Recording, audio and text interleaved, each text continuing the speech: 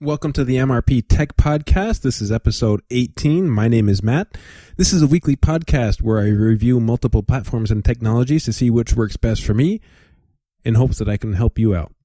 In today's episode, we're going to take a look at some vacation technology. I'll get into that in just a few minutes. But before I do that, let's quickly review what we've been talking about for the last few weeks. For the last few weeks, I've sort of been jumping around between open source software and closed source software. So 2 weeks ago, I talked about Ardour Audio Workstation. Last week, I did an episode on Apple Pay. And because it's the end of the school year for most families, I decided to take a sidetrack on something I haven't talked about yet on this podcast. So let me tell you how this episode came about. The other day, I was doing a very routine thing. And when I did this, I had no idea this thought was going to pop into my head. It's something that I do 3 or 4 times a week when I drive to work. And I knew nothing about the technology. So what I'm referring to is I was pumping gas into my car. And that sort of got me started on thinking, what are some other technologies out there that I use every day but know nothing about? And then that sort of transformed into something else. Many of us in the summer will be traveling at some point in time. And there are some technologies that we can utilize that may become something that we've used in the past, but we're not really sure how it works. And so we're going to take a deep dive into those things today. So I did some research today, and maybe this is something you're interested in, and maybe not. But let's talk about a few things. So the first thing that we're going to need to do in order to take a trip anywhere, if you're driving, is you're going to need to fill up your gas tank. And one of the things that I realized is this is something that most people do routinely, but know little about. So first of all, there are a lot of things that most of us don't know about gas stations. So first of all, the technology behind this is kind of neat, and it's been used for a long time.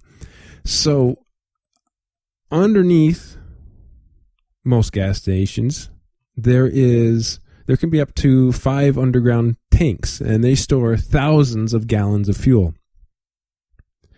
Now, on top of these storage tanks, they have submerged pumps on the top of it. They have leak detectors. They have probes in which you can provide real-time automatic tank gauging. It's a monitoring system. They have alarm systems that will prevent overfilling and basically alert those who are in charge of these tanks that there's an issue. Now, these are all, I'm sure, under very strict regulations. And most people probably sort of assumed that this was the case, that these technologies, have some sort of sensors underneath. But what got me started thinking about this is a thought that popped into my head as I was pumping gas that quite frequently pops into my head is, how does the gas know when to stop filling your tank? And now most people will assume that there is a sensor that does this. So that is true to a certain extent, but one of the things that I was really fascinated about is how it all works. So when you pump gas, a very simple task, you're creating a vacuum. And that gas is usually some sort of vacuum pump that pumps the gas up from the tank itself, and it creates a suction. And many times the gas is pushed with this suction into your car. Now, there are all sorts of different parts of the gas handle that you put into your car, and one of the most important parts of that is something called a Venturi ring. And that's what's creating the vacuum inside the fuel line that goes into your car. So there's other things. There's a vacuum chamber, there's a diaphragm, there's a vacuum tube, and then there's a spout. So the fuel is going to go through the spout, obviously. And inside this spout also is the vacuum tube. Now, what happens is sometimes the gas will actually go so fast into your car that it backs up a little bit, and it will hit a sensing port on the end of the nozzle. This sensing port is what tells the nozzle that your car is full of gas. So how many of us have been in a gas station where you put the nozzle into your gas tank and you start filling up, and then it automatically kicks off, and you know you're not completely full of gas yet because you just started? That's because this vacuum is so strong that the fuel is being thrown into your car and it backs up because it doesn't have a chance to go anywhere. So it's a pretty neat technology, and a lot of things that I knew. I knew in New Jersey you weren't allowed to self-service your car. You're not allowed to pump your car. But I didn't know there was another state. I didn't know that in Oregon was the same case. So there's 2 states where you're not allowed to pump your own gas. So I started thinking about and doing a little research about things that other things we might not know about gas stations. And for instance, there is a gas station on my way to work that is so much more expensive because it's the only gas station in its area. And what I didn't realize is that gas stations don't actually make a whole lot of money off of gas. They only get basically pennies per gallon after they pay their taxes and their operating costs. And gas station owners actually hate high gas prices too, because they're making most of their money off of convenience items inside their store. And so if the gas prices are high, then less and less traffic will be in their stores. Another thing I didn't realize is that gas pumps aren't always accurate, and it's something that we should monitor. So be sure to check that your screen says $0.00 before you start pumping, because they don't always reset. So you want to make sure you don't get any extra charges. You can also see there's a sticker with an inspection for month and year on the right of the pump. And make sure that sticker hasn't been ripped off, because you may be getting ripped off if that's the case. So that's something I'm going to look for.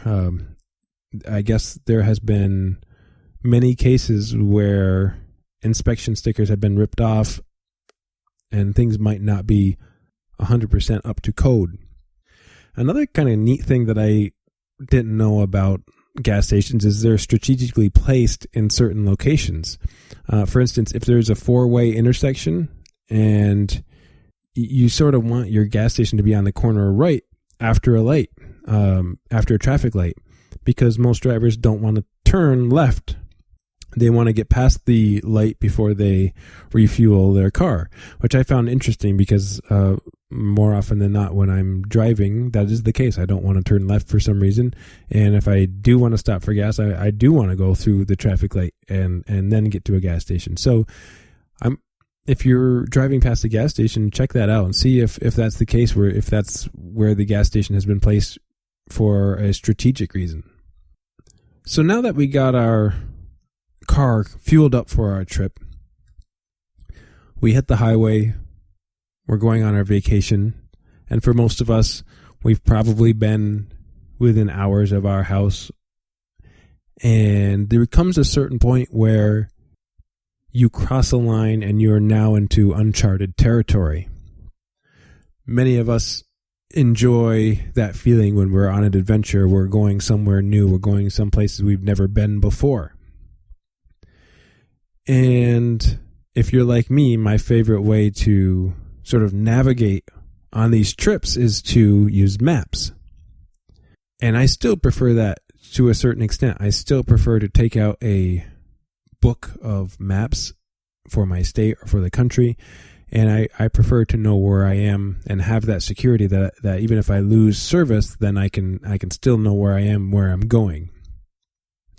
But what I want to talk about now is GPS. Many of our smartphones have systems in there. If you use like Apple Maps or Google Maps, they're going to use the GPS system on your phone. And most of us know the basic function of a global positioning system. We know that it uses satellites, but I didn't know a whole lot about how GPS works. And again, this is something that many of us might use every single day on our way to work, on our way to new places or places we've never been before. It's kind of an interesting fact. It doesn't just use satellites, but it also uses ground stations and receivers as well. And in the old days, hundreds of years ago, captains on ships would use stars to navigate the seas. And while we don't use stars anymore, we do use satellites in the sky, and it's a very similar type of thing. So ground stations now use radar to make sure that they are actually where we think they are. And the receiver is what's in your phone or in your car, and is constantly listening for a signal from these satellites. And it's not just one satellite. There are over 30 GPS satellites around the globe.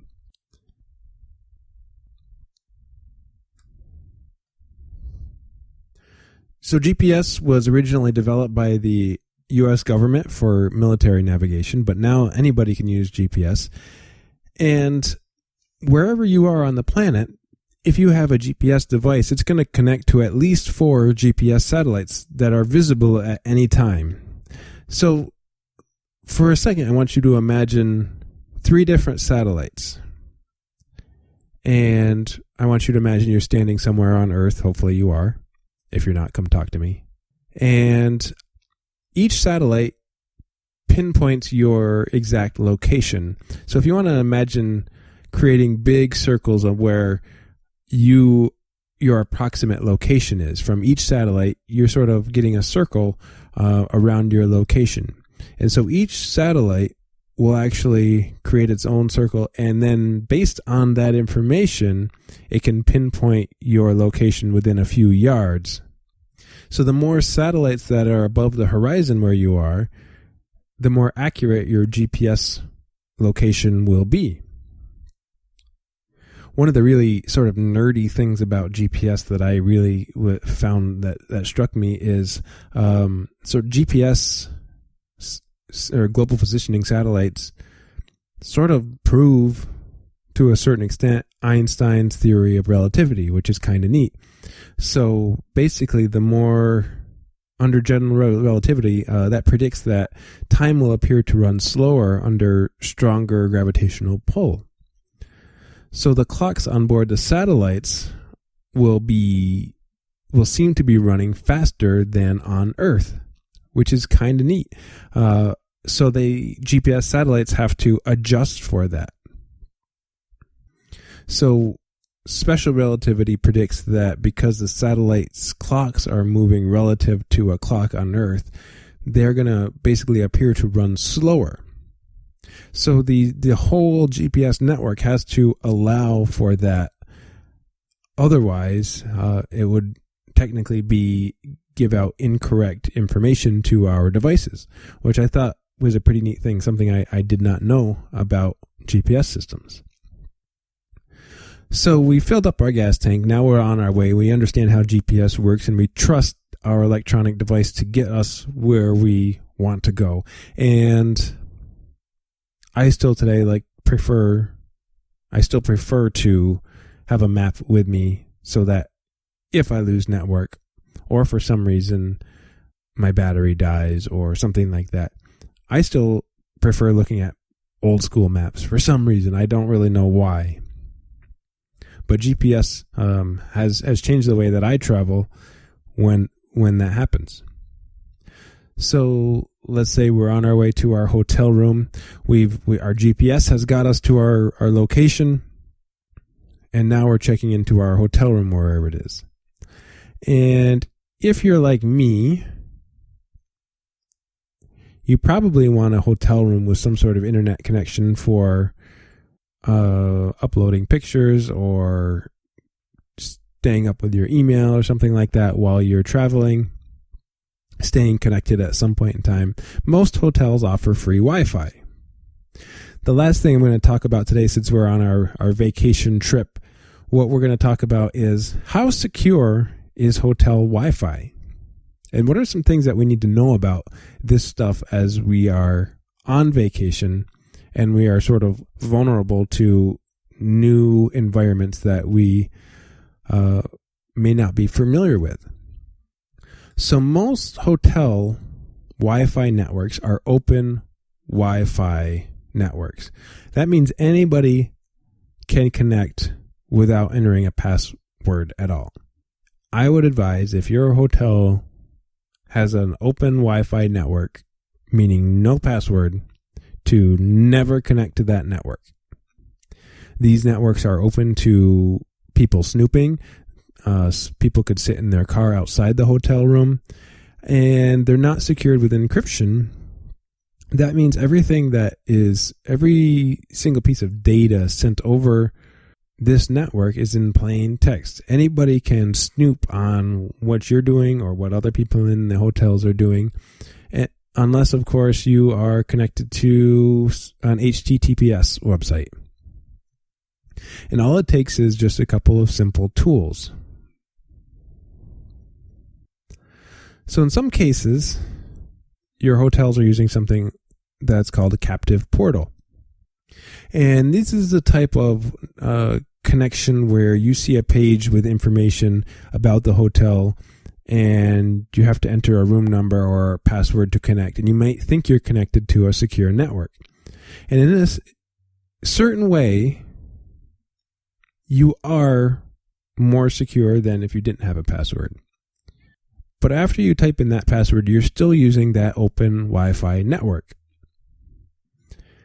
This router allows you to browse the internet, but it doesn't actually encrypt your data. It's still open. That means your traffic can still be traced.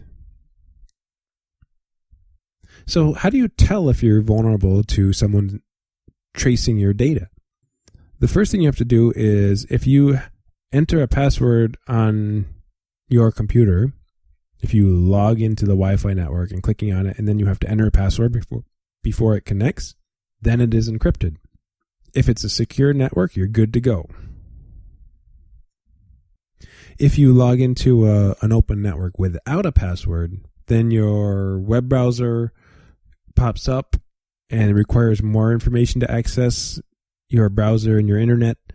You're using an insecure network. So your tasks or anything that you do on these hotel Wi-Fi networks is visible to anybody who's nearby. So if you're doing anything, purchasing anything online, using credit card information, paying bills, all of that information can be tracked. And how can you protect yourself? Well, one of the things that you can do, and some hotels are actually doing this for you, is you can set up a VPN, virtual private network. And this sort of creates a tunnel which your data is secured with, and no one else can have access to that over that network. And I've only been in one hotel where this was actually a possibility, that they took care of this for you and gave you the option to set up a VPN. You can pay for VPN service yourself. You can find various VPN providers online, and it's certainly encouraged if you are traveling in places that you've never been before. So everything under a VPN is entirely encrypted from your computer to the VPN server. So you don't have to worry about your data being snooped on, which is especially dangerous in hotels. But what are some other ways that you can deal with this if you don't want to set up a VPN? First of all, make sure your computer's firewall is on. Make sure you have a strong antivirus if you use Windows. And be sure that you connect to the correct network, because someone can actually spoof the hotel's network. So if you're trying to connect to my hotel's Wi-Fi network, someone else can create a network name that's got that exact name, my hotel's network. So you want to be very careful when connecting, and you want to make sure that you're connecting to the right network. Make sure to disconnect from the network when you're not using it. Don't stay connected. Don't just turn off don't just put your phone to sleep or put your computer to sleep. Make sure you physically disconnect from the network. Don't share any files, and don't use financial transactions of any kind. If you feel like you are connecting to a network that is malicious, afterwards, make sure to change your passwords, secure your information, passwords for your emails, passwords for social media. And that way, for the most part, these people that are sniffing around for things are looking for passwords, looking for credit card information. You can protect yourself. So if you feel like something wasn't right, it probably wasn't. And you should do things accordingly to protect yourself from the future. So for the most part, make sure you're connecting to a network that has a password on it. Make sure you're secure. Make sure your antivirus is up to date. And you're never going to be 100% secure. So what you could actually do is use your phone. If you have a smartphone, use your smartphone as a hotspot. Turn on the hotspot feature. If you're using your data, then you're not connecting to the hotel Wi-Fi. You could connect your laptop to your phone and use your data, and that way you know that you are not being snooped on the hotel's Wi-Fi. So these are just some recommendations that I have for those who are going on vacation. Is don't just connect to random networks. This would include going to restaurants, McDonald's, any place that offers free Wi-Fi. Make sure there's a password to it. If you're connecting in a mall, that's another situation that could be a case where somebody is snooping around. And you want to make sure that you, even if you do connect to these networks, that you do so on a limited basis. So if you're going on vacation this summer or sometime soon, I hope you have a great trip, and maybe think a little bit more about the technologies we've talked about, where simple technology as pumping gas, how much technology goes into something like that, or how much we take for granted GPS devices, or how much we take for granted that we're connected to an internet all the time. And sometimes it's just nice, if we're going on vacation, to unplug completely from all this great technology that we use all the time. So if you're going on vacation this summer, I hope you have a great trip. I'm going to keep doing these podcasts, and hopefully my schedule has changed a little bit. So I'm still hoping to get out Wednesday releases. But send me some feedback if you got ideas for future shows. Send them on my way. You can email me at mrptechreviews@gmail.com. You can also check out my Facebook page. It's facebook.com/mrptechreviews. And just let me know if you have something you're interested in. This is a podcast that has no limits as far as technology is concerned. So I'm interested in everything. So if you have ideas, send them my way, and I'd be glad to talk about them in a future episode. If you have questions, you can feel free to send me an email, and I'll get to those, and I may even put them on the air. So thanks so much for listening, and we'll see you next time.